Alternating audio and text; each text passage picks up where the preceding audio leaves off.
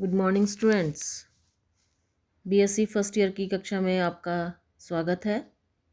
बच्चों, हमने बॉटनी के पेपर एल्गी, ब्रायोफाइट और लाइकन में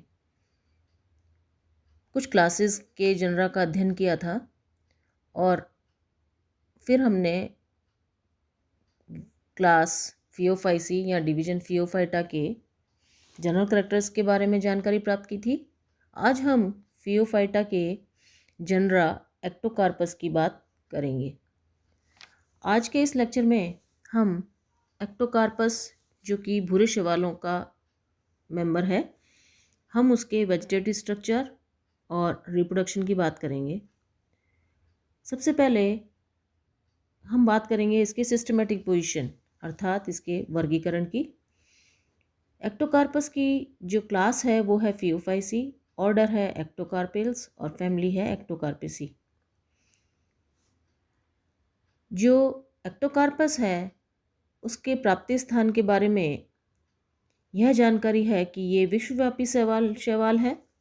शीतोष्ण तथा ध्रुवीय क्षेत्रों में समुद्र के ठंडे जल में ये पाया जाता है और इसकी स्पीशीज़ पैसिफिक कोस्ट यानी प्रशांत तट की अपेक्षा अटलांटिक कोस्ट पर अधिक वितरित होती है।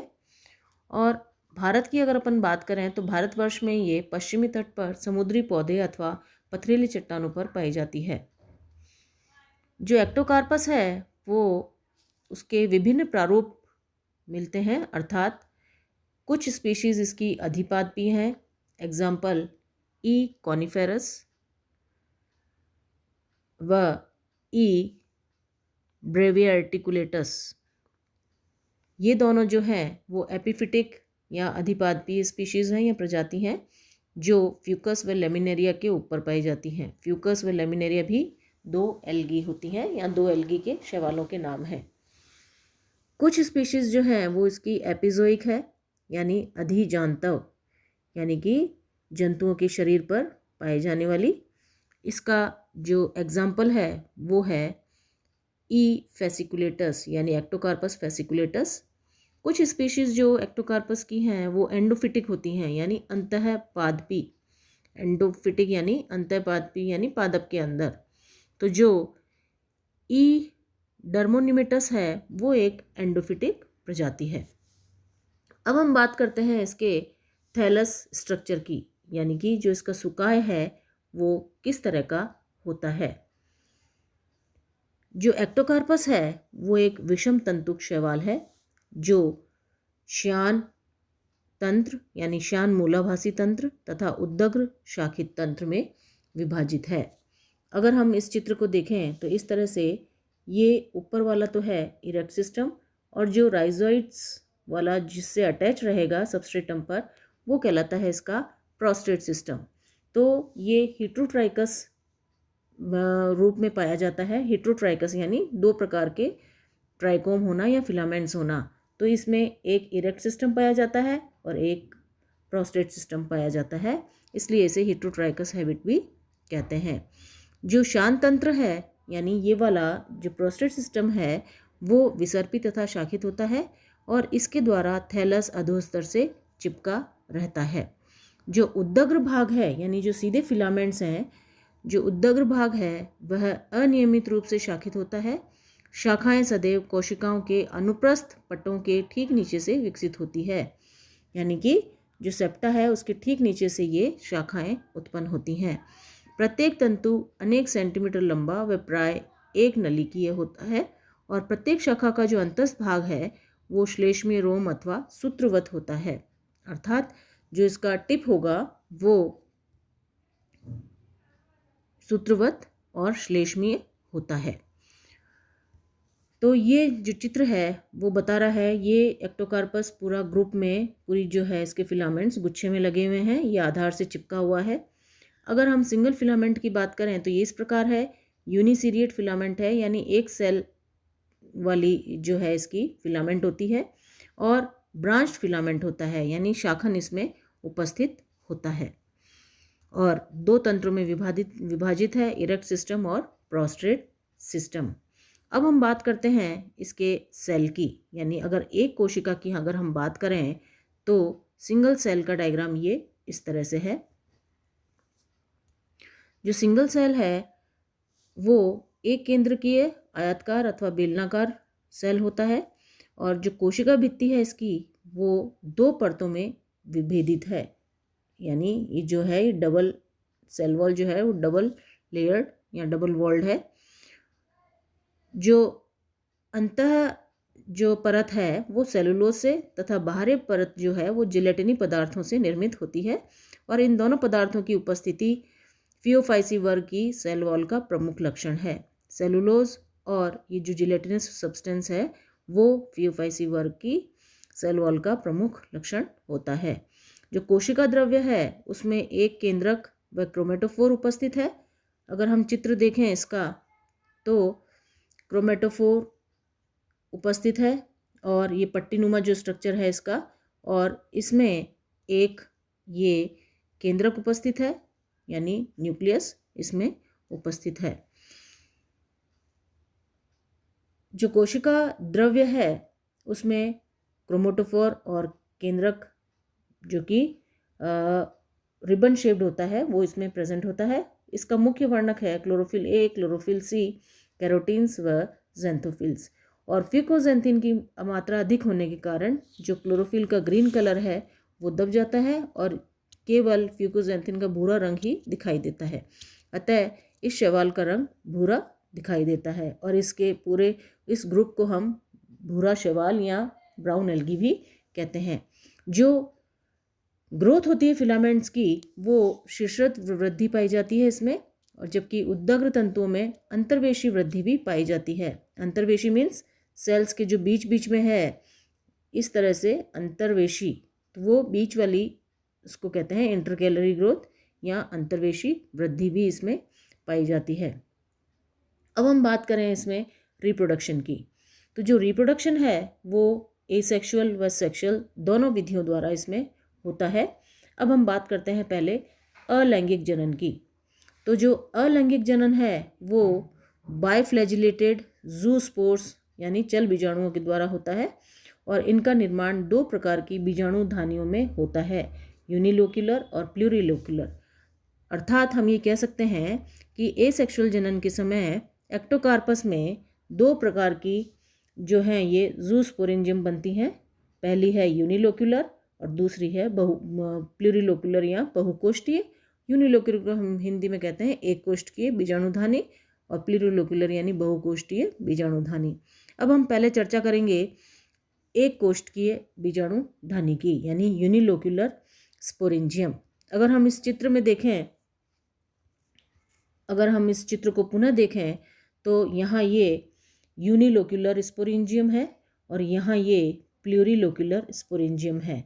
तो ये जो स्पोरेंजिया है या तो एक ही थैलस में पाई जा सकती हैं या दो विभिन्न थैलस पर भी ये प्रेजेंट हो सकती हैं। जो यूनिलोक्युलर है उसमें अंतर ये होता है कि इसमें कोष्ठक नहीं होते, इसमें जो न्यूक्लियाई हैं वो एक ही कोष्ठक में व्यवस्थित रहते हैं। और अगर जो प्लूरिलोक्युलर है उसमें ये चैम्बर्ड में या चैम्बर्स में विभेदित होता है। तो यानी ये बहुकोष्ठीय है और ये एक कोष्ठीय है, इनका मुख्य अंतर यही है। अब हम बात करते हैं यूनिलोक्युलर स्पोरेंजिया की। तो जो यूनिलोक्युलर स्पोरेंजिया है वो ये जो छोटी उपशाखाएं हैं उनके शीर्ष पर विकसित होते हैं, और प्राय प्रत्येक उपशाखा के शीर्ष पर केवल एक ही बीजाणुधानी का निर्माण होता है। इस शाखा की जो शीर्षस्थ कोशिका है वो स्पोरेंजियर इनिशियल के रूप में काम करेगी, और इसमें उपस्थित 2n न्यूक्लियस बच्चों जो एक्टोकार्पस का मेन थैलस है वो डिप्लॉयड होता है यानी 2n होता है। तो अतः जो सेल में उपस्थित 2n न्यूक्लियस है उसमें मियोसिस के पश्चात अनेक समसूत्री विभाजन होते हैं, और जिससे 32 से 64 अगुणित केंद्रक बन जाते हैं। ये ध्यान देने वाली बात है कि यूनिलोक्युलर या एक कोष्ठीय में जो न्यूक्लियाई बनेंगे वो अगुणित बनेंगे यानी हैप्लॉइड होगा, और इन केंद्रकों में भित्ति निर्माण नहीं होता जिससे ये बीजाणुधानी केवल एक कोष्ठक ही रहती है या एक कोष्ठीय ही रहती है। प्रत्येक केंद्रक कुछ जीवद्रव्य का भाग लेकर एक खंड बन जाता है, यानी एक यूनिट बन जाता है, जो बाद में अगुणित वृक्काकार द्विकशाभिक चल बीजाणु में रूपांतरित हो जाता है। और बीजाणुओं के फ्लैजेला की जो लंबाई है वो असमान होती है। इनका विमोचन चल बीजाणुधानी के शीर्ष पर एक छिद्र द्वारा समूह में होता है और कुछ समय पश्चात गतिशील रहने के बाद ये अपनी फ्लैजेला समेटकर आधार पर चिपक जाते हैं और अंकुरण के बाद में ये इरेक्ट सिस्टम व प्रोस्टेट सिस्टम बनाते हैं। यानी अगर हम बात करें तो ये चल बीजाणु जो है वो अपनी फ्लैजिला, सपोज ये चित्र है बीजाणु का, तो इसमें फ्लैजिला इसकी लुप्त हो जाएंगी और ये गोल हो जाएगा और बाद में ये जर्मिनेट कर कर इरेक्ट और प्रोस्टेट सिस्टम यानी थैलस इसका बना लेगा। चूँकि ये स्पोर्स हैप्लॉइड होते हैं, अगुणित होते हैं, अतः इनसे बनने वाले जो थैलस हैं वो भी हैप्लॉइड ही होते हैं या अगुणित होते हैं। अब हम इसको इस चित्र के माध्यम से समझ सकते हैं। ये फिलामेंट है, इसकी एक सेल जो है ये थोड़ी बड़ी हुई और ये ग्रोथ करते करते ये पूरी इस तरह से बड़ा रूप ले लेगी। जो इसका न्यूक्लियस है उसमें मियोटिक डिवीजन पहले होते हैं, यानी अर्धसूत्री विभाजन होता है और अर्धसूत्री विभाजन के पश्चात अनेक समसूत्री विभाजन होते हैं, जिससे अनेक 32 से 64 जो हैं इसमें न्यूक्लियाई बन जाएंगे, जो कि कैसे होंगे, हैप्लॉइड, अगुणित होंगे।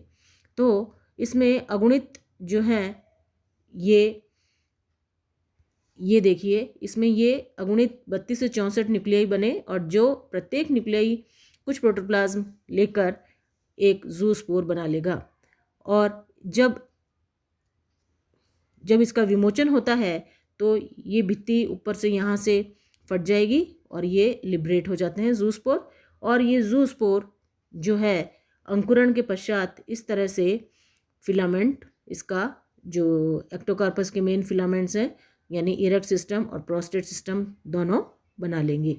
तो बच्चों मेन अंतर ये है कि यहाँ पर कोष्ठक एक ही रहता है और जो न्यूक्लियाई हैं वो सारे हैप्लॉइड हैं, अतः जो ज़ूस्पोर बना वो भी हैप्लॉइड है। जो इससे प्लांट बनेगा या थैलस बनेगा वो भी हैप्लॉइड ही बनेगा। तो यूनिलोक्युलर स्पोरेंजिया में जो ज़ूस्पोर्स बनते हैं वो हैप्लॉइड स्पोर्स ही बनते हैं। तत्पश्चात हम बात करते हैं बहुकोष्ठीय अथवा उदासीन चल बीजाणु की। इनका विकास भी 2N पौधों की उपशाखाओं के शीर्षस्थ कोशिका में होता है। जो बीजाणुधानी प्रारंभिक कोशिका होती है उसमें अनेक अनुप्रस्थ विभाजन होते हैं। बच्चों यहाँ अंतर देखिए, जो यूनिट यहाँ जैसे ब्रांच से जो निकली, इसमें पहले इस तरह से ट्रांसवर्स डिवीजन होंगे, फिर इसमें इरेक्ट और मतलब दोनों दिशाओं में आड़ी और तिरछी, इसमें कई पार्टीशंस या कई डिवीजन होते हैं, जिससे ये एक कई सौ घनाकार सेल्स बन जाती हैं। यानी इस यूनिट में, इस सेल में अनेक अनुप्रस्थ व उद्दग्र विभाजन होते हैं, जिससे कई सौ घनाकार इसमें कोशिकाएं बन जाती हैं। इसलिए ये बहुकोष्ठीय कहलाती है और इसमें मियोसिस नहीं होता। इस बीजाणुधानी प्रारंभिक के विभाजन के समय इसमें 2N केंद्रक में केवल माइटोटिक डिवीजन होते हैं, जिससे प्रत्येक खंड में एक द्विगुणित केंद्रक होता है। तो यानी बहुकोष्ठीय में इसमें इस तरह से कोष्ठक कई सारे होते हैं, जिसमें प्रत्येक से कायांतरित होकर एक ज़ूस्पोर बनेगा और जो ज़ूस्पोर होगा वो इसमें डिप्लॉइड होता है, 2N होगा। तो यानी कि जो इससे थैलस बनेगा वो 2N प्रकार का बनेगा। हम इसको इस चित्र के माध्यम से समझ सकते हैं।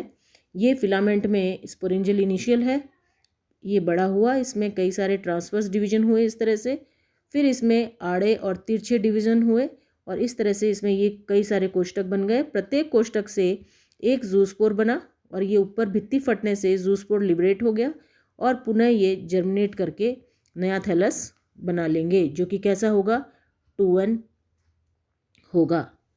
तो बच्चों जो एक्टोकार्पस है, हम पुनः इसके रिप्रोडक्शन की बात करें, इसमें अलैंगिक जनन 2 स्पोरेंजिया बनने से होता है। पहला यूनिलोक्युलर स्पोरेंजियम और दूसरा है प्लूरिलोक्युलर स्पोरेंजियम। यूनिलोक्युलर स्पोरेंजियम में कोष्ठक नहीं बनते और इसमें जो जूस्पोर बनते हैं वो हैप्लॉइड होते हैं, जो कि हैप्लॉइड यानी गैमेटोफिटिक थैलस को जन्म देगा, एन होगा। जो प्लूरिलोक्युलर स्पोरेंजियम है वो बहुकोष्ठीय है। इसमें उपस्थित जो जूस्पोर्स हैं उनमें केवल माइटोटिक डिवीजन होता है, अर्थात 2n से 2n न्यूक्लियाई ही बनते हैं और इससे जो जूस्पोर से जो थैलस बनेगा वो इसमें 2n ही बनेगा। तो प्लूरिलोक्युलर से 2n थैलस ही बनता है।